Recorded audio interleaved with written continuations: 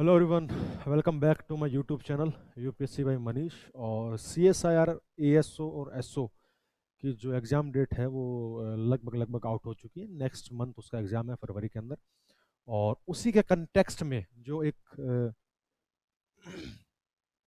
हमारा सब्जेक्ट है, management principles and practices, उसके ऑलमोस्ट 25 क्वेश्चन आएंगे। उसकी वीडियोस मैंने पोस्ट करना शुरू कर दी है। वो मैं आपको जितना भी सिलेबस है थ्रू वीडियोस में आपको अगले 7 से 8 दिन के अंदर कवर कर दूंगा, है ना। पहली जो वीडियो है, जो लेक्चर अभी है, और उसका जो लिंक है वो मैं डिस्क्रिप्शन बॉक्स में आपको मिल जाएगा, ठीक है। उसके अंदर मैं पोस्ट कर दूंगा उसका। सो आप मेरे साथ इंस्टाग्राम पर भी कनेक्ट हो सकते हैं और टेलीग्राम पर भी कनेक्ट हो सकते हैं। In case you need PDF for ethics, decision making की पीडीएफ नहीं आती, मतलब नहीं है मेरे पास। वो बेसिकली आपको सिचुएशन के अंदर पुट करेंगे और आपको उसका आंसर देना होगा। चलिए चलते हैं, आज हमारा लेक्चर नंबर 2 है। सो कौन कौन से टॉपिक हमने पिछले लेक्चर में किया था? सो प्रिंसिपल्स जो है मैनेजमेंट के, वो हमने किए थे, जिसके अंदर सबसे पहले हमारा आता है प्लानिंग, फिर ऑर्गेनाइजिंग, फिर स्टाफिंग, फिर डायरेक्टिंग, और उसके बाद में कंट्रोलिंग। में कुछ फैक्टर्स थे, कुछ इनके प्रोसेस थे, कुछ इनके स्टेप्स थे, एलिमेंट्स थे, कैरेक्टरिस्टिक्स थे, फीचर्स थे। वो सभी चीज़ें हमने इसके अंदर जो इंपॉर्टेंट है एग्जाम पॉइंट ऑफ व्यू से, वो मैंने की थी, है ना। तो नेक्स्ट जो हमारा टॉपिक है वो है job analysis, job description, job specification, job design और जॉब चेंज और जॉब रिक्रूटमेंट। ये चीज़ें अपने आज कवर करेंगे। नेक्स्ट लेक्चर में मैं ये चीज़ें कवर करूँगा, फिर ये सारी, और उसके बाद में लास्ट लेक्चर में ये सारी 3 से 4 वीडियोज इसके बारे में और आएंगे, ठीक है। मैं आपको बता दूं कि सारी के सारी जो मैं आपको प्रिपेयर, मतलब ये वीडियोस में पोस्ट कर रहा हूँ, सेम कंटेंट, सेम मटेरियल मैं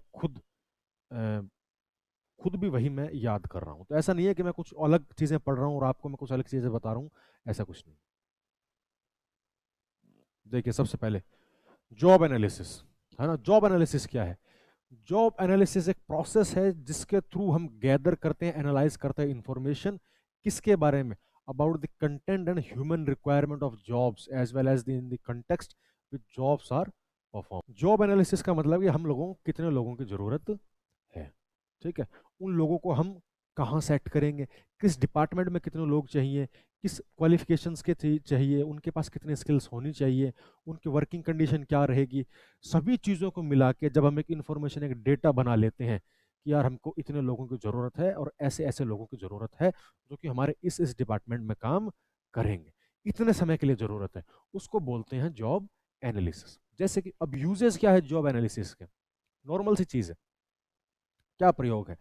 ऑर्गेनाइजेशनल डिजाइन, ऑर्गेनाइजेशन को डिजाइन करना, ठीक है। और जो कंपनी है उसका डिजाइन कुछ इस तरीके का है कि हमको कहीं ना कहीं किसी न किसी जॉब की जरूरत पड़ती रहती है, किसी न किसी इंसान की जरूरत पड़ती रहती है जो हमारा काम करेगा, अगर मैं कंपनी हूं तो उसके लिए हमको जॉब एनालिसिस करना पड़ता है ना।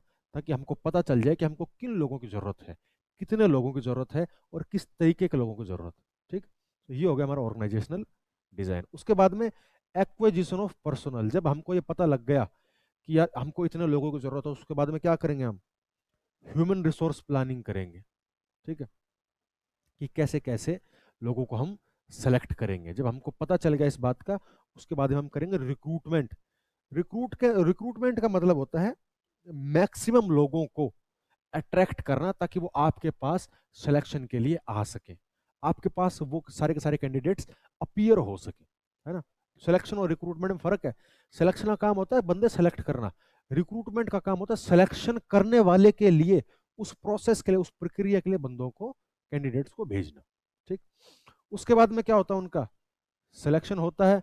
फिर सिलेक्शन होने के बाद में उनको जान पहचान करवाई जाती है पूरी की पूरी कंपनी से। फिर उनका क्या होता है? प्लेसमेंट होता है, काम पकड़वाया जाता है उनको, ये काम आप लोग करो। फिर आ जाओ human resource development. Human resource development का मतलब है किस तरीके से जो इंसान आपकी कंपनी में काम कर रहा है उसका डेवलपमेंट कैसे होगा, उसका विकास कैसे होगा। विकास होगा कैरियर प्लानिंग से। भाई ऐसा तो है नहीं कोई एसोसिएट की पोजीशन पे आया और आपने उसको ये कह दिया कि तू एसोसिएट की पोजीशन पे ही रहेगा सारी उम्र, हम तेरे को इससे ज़्यादा प्रमोट नहीं करेंगे, तो वो डेवलपमेंट नहीं होता, है ना। तो कैरियर प्लानिंग बहुत ज़रूरी है ना। आपको एसोसिएट से वो एग्जीक्यूटिव गया, एग्जीक्यूटिव से वो आप ये मान सकते हो कि टीम लीडर पे गया, टीम लीडर से assistant manager, manager assistant manager से फिर मैनेजर, और इस तरीके से चीज़ें बढ़ता चला गया, ठीक।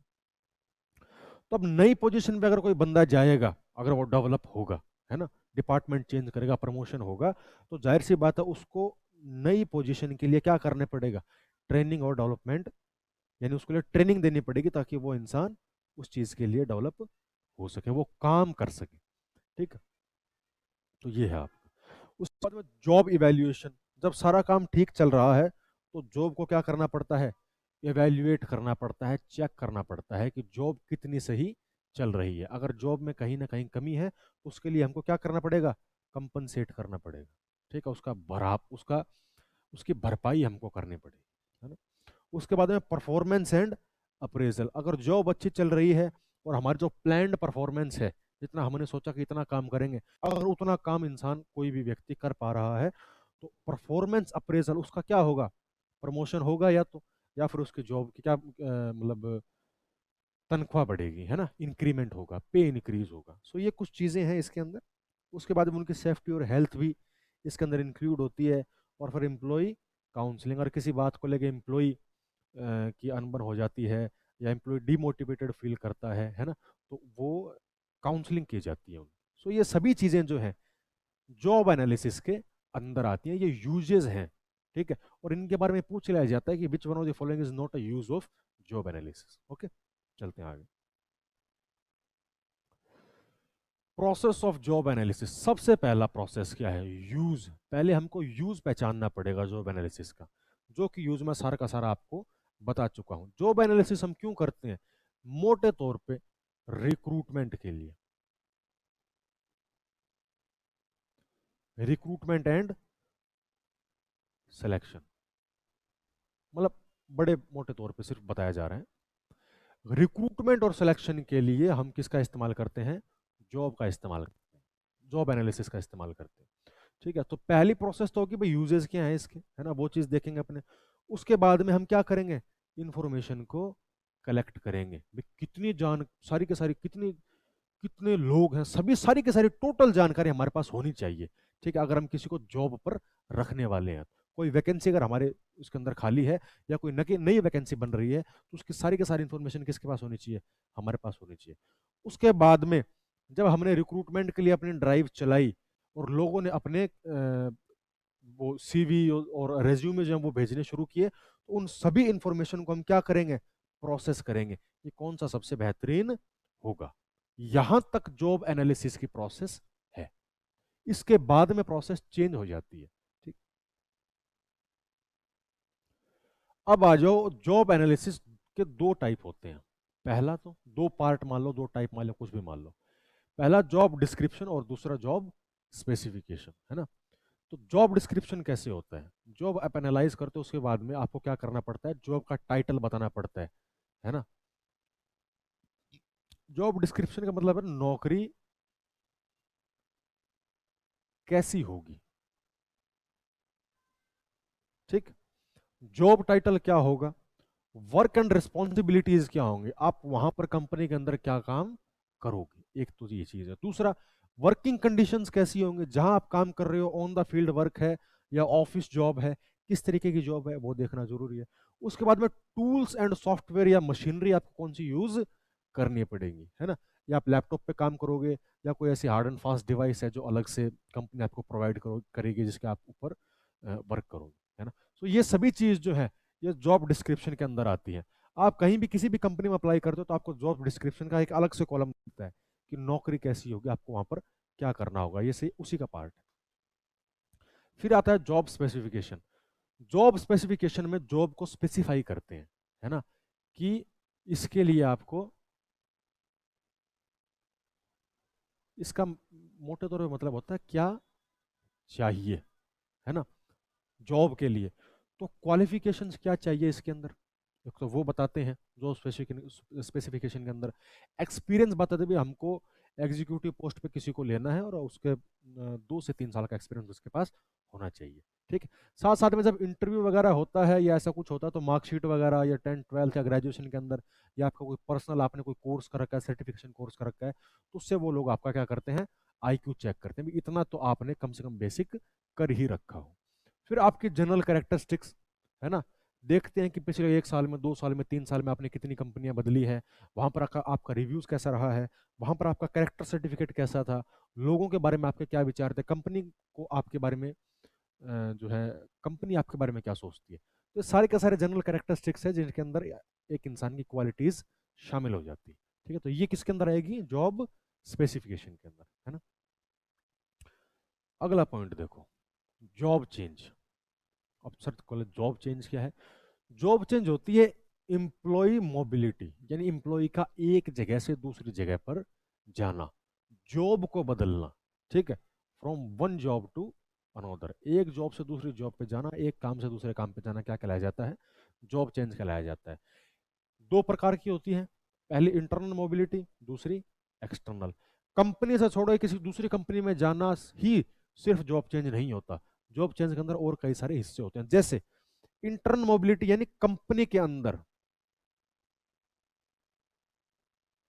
कंपनी के इनसाइड में ट्रांसफर हो गया आपका, तो आपकी जॉब चेंज हो गई ना। भाई जहां आप पहले काम कर रहे थे अब वहां नहीं हो, आपका एक डिपार्टमेंट से, मान लो फाइनेंशियल डिपार्टमेंट से आपका टेक्निकल डिपार्टमेंट में ट्रांसफर हो गया, तो जो काम आप फाइनेंशियल डिपार्टमेंट में कर रहे थे वो टेक्निकल डिपार्टमेंट में थोड़ी करोगे, या कस्टमर एग्जीक्यूटिव जो डिपार्टमेंट होता है उसके अंदर थोड़ी करोगे। जॉब चेंज होगी ना, क्यों, आपका एक डिपार्टमेंट से दूसरे डिपार्टमेंट में ट्रांसफर हो गया। दूसरी बात, जो काम आपका टीम लीडर था, टीम लीडर का काम था, तो वो काम आप अलग कर रहे थे, लेकिन आपका टीम लीडर से प्रमोशन हो गया, आप क्या बन गए, मैनेजर बन गए, तो मैनेजर का काम क्या क्या होगा, अलग रहेगा, है ना। तो जॉब बदल गई आपकी। जॉब का मतलब होता है काम करने का तरीका, जो काम आप कर रहे हैं। फिर उसके बाद में अगर आप कोई अच्छा काम नहीं करे तो आपका डिमोशन हो गया, है ना, आपको निचली रैंक दे दी गई। तो जो काम मैनेजर करता है वो काम टीम लीडर थोड़ी करता है, और जो काम टीम लीडर करता है वो काम मैनेजर नहीं करता। कुछ कुछ चीजें मिलती हैं, सारी नहीं मिलती, है ना। सो ये तीनों तो क्या है, इंटरनल मोबिलिटी, है ना। उसके बाद में बात करते हैं एक्सटर्नल मोबिलिटी, यानी कंपनी से बाहर भी कुछ हो सकता है। जैसे चेंज ऑफ कंपनी, आपको कंपनी अच्छी नहीं लग रही, आपने क्या किया, रेजिग्नेशन दे दिया। ठीक है, तो एक्सटर्नल मोबिलिटी होगी। फिर क्या हुआ, आपका रिटायरमेंट हो गया, यार 60 साल के हो गए, अब ठीक है, रिटायरमेंट ले लो, आराम से घर पे बैठो, है ना। तो जो काम आप वहां करते थे, क्या आप वही काम अपने घर पे करोगे, नहीं करोगे, घर का काम बदल जाएगा, वहां का काम अलग था, घर पे आप मौज मस्ती करोगे। फिर आता है एक टर्मिनेशन। टर्मिनेशन का मतलब है आपको जॉब से निकाल दिए गए, है ना। तो पहले क्या काम था, कि आप रोजगार थे, आप कंपनी के अंदर काम करते थे, टर्मिनेट कर दिया आपकी नौकरी, आप क्या हो गए, बेरोजगार हो गए। अब आपका काम कुछ और रहेगा, आप दिन भर धक्के खाओगे लिंक्डइन के ऊपर, फिर वहां पे आप अप्लाई करोगे, तो ये काम हो गया, आपका काम बदल गया, आपका जॉब चेंज हो गई, है ना। उसके बाद में देखिए जो हमारा आखिरी टॉपिक है आज का, रिक्रूटमेंट।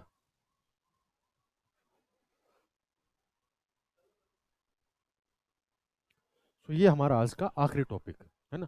रिक्रूटमेंट का मतलब होता है actively searching and attracting maximum number of candidates for assessment purpose, यानी एक्टिवली सर्च करते रहो हर जगह कि ज्यादा से ज्यादा कैंडिडेट को हम इकट्ठा करें और असेसमेंट के लिए, यानी जांच पड़ताल के लिए भेजें। ठीक है, ताकि उनकी जो इंफॉर्मेशन जो हमको देंगे उसको हम प्रोसेस करें, और ये उससे अंदाजा लगा सकें कि इतने बंदे हमको सिलेक्शन प्रोसेस के अंदर डालने हैं, इतने बंदे बाहर से ही भेज देने हैं। ठीक है, ये काम किसका होता है, रिक्रूटमेंट का होता है। यानी ज्यादा से ज्यादा लोगों को इकट्ठा करके कंपनी के अंदर नौकरी के लिए भेजो। सेलेक्ट कितने होते हैं बाद की बात है। उसके बाद में देखो टाइप्स या फैक्टर्स ऑफ रिक्रूटमेंट, कौन कौन से ऐसे चीजें हैं जो रिक्रूटमेंट, कितने टाइप्स की है रिक्रूटमेंट। जैसे पहला, एडवर्टीजमेंट। एडवर्टीजमेंट आप कहीं भी दे सकते हो, टीवी में, ठीक है, पेपर के अंदर, है ना, और आप ये मान लो डिजिटल किसी भी मीडियम पे दे सकते हो, जैसे फेसबुक इंस्टाग्राम आप देखते रहते हो ना। क्या आप खाली बैठे हो घर पे और दिन में आपका समय नहीं पास होता, तो आप एक काम करें, दिन में आप 30 से 50 हज़ार रुपये एक दिन का कमा सकते हैं, ये टाइपिंग जॉब देख लो, है ना, link click on the link below. तो ये सब किसके अंदर आती है, एडवर्टीजमेंट के अंदर आती है, डिजिटल एडवर्टीजमेंट के अंदर। ठीक है, उसके बाद में एम्प्लॉयमेंट एजेंसीज। अब दो तरीके की एम्प्लॉयमेंट एजेंसीज होती हैं, एक तो होती है पब्लिक और एक होती है प्राइवेट। सो दोनों को क्या दिया जाता है, काम दिया जाता है कि हमको ये अब वो जॉब पूरा एनालिसिस जो होता है ना, कोई भी कंपनी, जैसे मैं टाटा कंपनी में काम करता हूं, तो मैं क्या करूंगा, टाटा कंपनी की तरफ से पूरा का पूरा जॉब एनालिसिस तैयार करके या तो पब्लिक कंपनी को दूंगा या प्राइवेट कंपनी को दूंगा, कि भाई हमको इस स्किल्स के, इस हिसाब किताब के लोग चाहिए, और वो सारा का सारा डेटा मैंने इस रिपोर्ट के अंदर दे दिया है। तो ये कंपनियां, ये जो एजेंसियां, ये क्या करेंगी, उस हिसाब के लोग ढूंढ के हमारी कंपनी के अंदर भेजेगी। फिर हम उनको क्या करेंगे, शॉर्ट लिस्ट करेंगे। ठीक। ऑन कैंपस रिक्रूटमेंट जैसे कि यूनिवर्सिटीज के अंदर होता है ना, कॉलेजेस के अंदर होता है, स्कूल्स के अंदर होता है, जो बड़े बड़े इंस्टीट्यूशंस होते हैं उनके अंदर होता है। तो ऑन कैंपस रिक्रूटमेंट का मतलब है कि आप अगर जब कॉलेज में होते हैं तो आपके कैंपस में एक कंपनी आती है और आपको वहीं से पिक करके लेके जाती है, वहीं से आपकी नौकरी लग जाती है, उसको ऑन कैंपस रिक्रूटमेंट बोलते हैं।